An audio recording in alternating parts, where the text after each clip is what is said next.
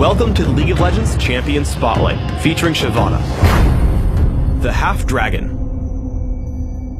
Shyvana is a melee fighter who scales particularly well with attack speed. Her playstyle revolves around sticking to a target and destroying its health bar.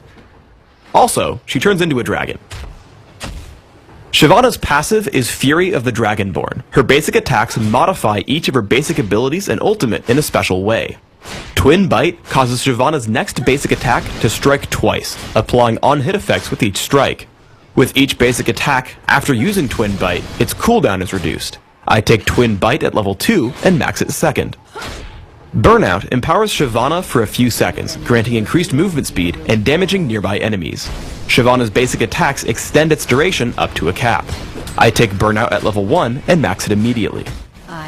Flame Breath sends out a skill shot nuke that damages the first enemy it hits and lowers its armor for a few seconds. While its armor is lowered, Shyvana's basic attacks will deal bonus damage against the target.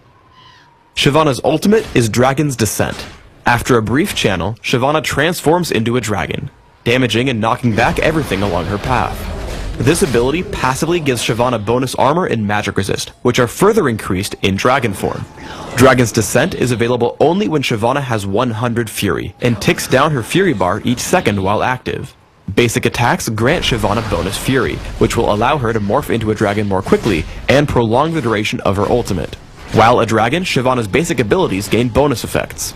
Twin Bite deals its damage in an area in front of Shyvana instead of just to the main target.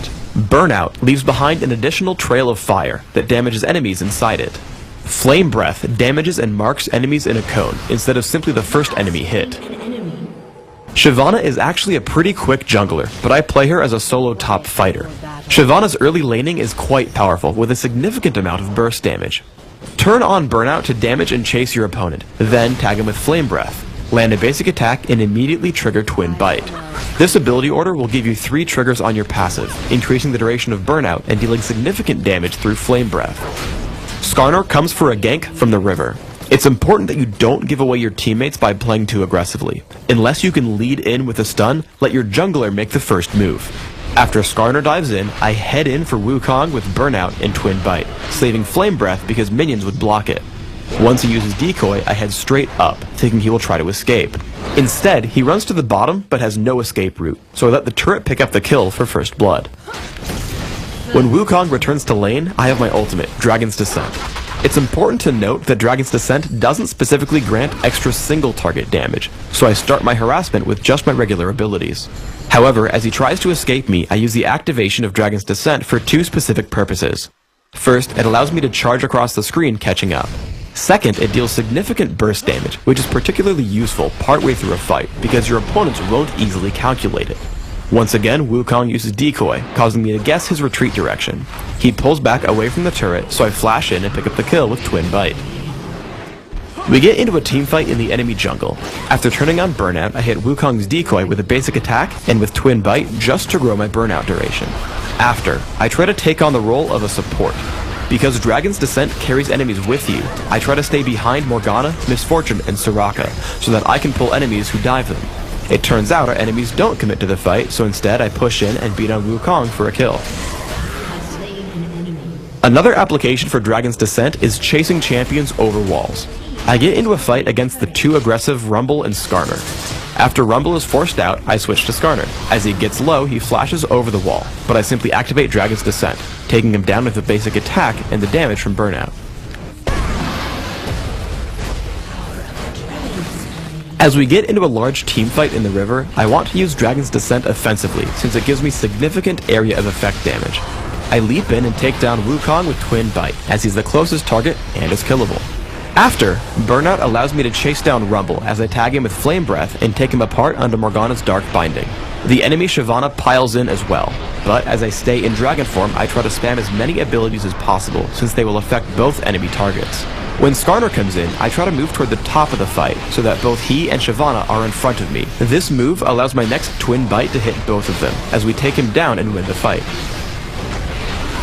Shyvana is an excellent pusher and duelist, which makes her phenomenal in Dominion.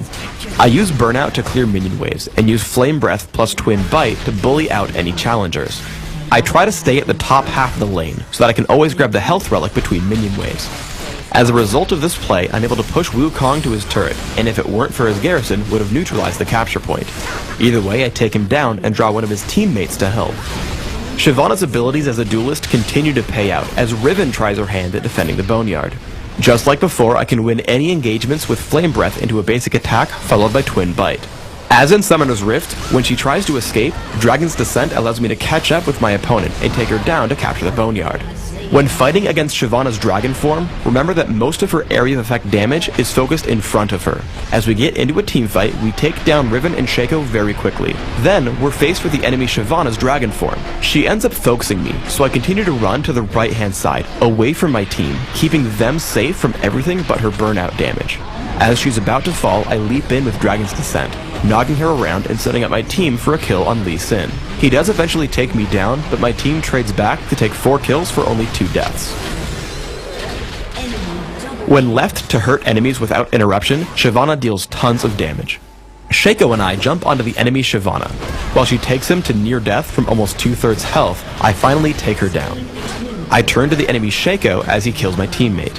When he tries to retreat, I chase him down with Dragon's Descent and pick up another kill quite easily. Then I spot Lee Sin chasing my teammate Wukong. Lee Sin turns to fight me, and I move in between attacks, which allows me to dodge his Sonic Wave. As Wukong knocks him up with his ultimate, we take down Lee Sin and move in to recapture the Boneyard. For runes, I take attack speed marks, health per level seals, attack speed glyphs, and flat health regeneration quintessences. This setup is aimed at giving me extra damage output with attack speed, durability late game, and sustenance in lane. My masteries are 14, 0, 16, taking magic penetration and attack speed in offense, and in utility, taking neutral buff duration, increased gold gain, and increased movement speed. I take ignite and flash for summoner spells, mastering both. In classic, I open with boots of speed and 3 health potions. I transition into my first 2 major items, which are Regal's Lantern and Wit's End. I continue to scale up for damage output with Trinity Force and Ginsu's Rage Blade. If you find you're too squishy, postpone your damage items for durability with Sunfire Cape and Force of Nature. In Dominion, I grab a Prospector's Blade at the beginning as a replacement for Regal's Lantern, but the rest of my build is almost identical. Thanks for tuning in to the Shyvana Champion Spotlight. Please subscribe to the Riot Games YouTube channel above, and don't forget to thumbs us up just below the video.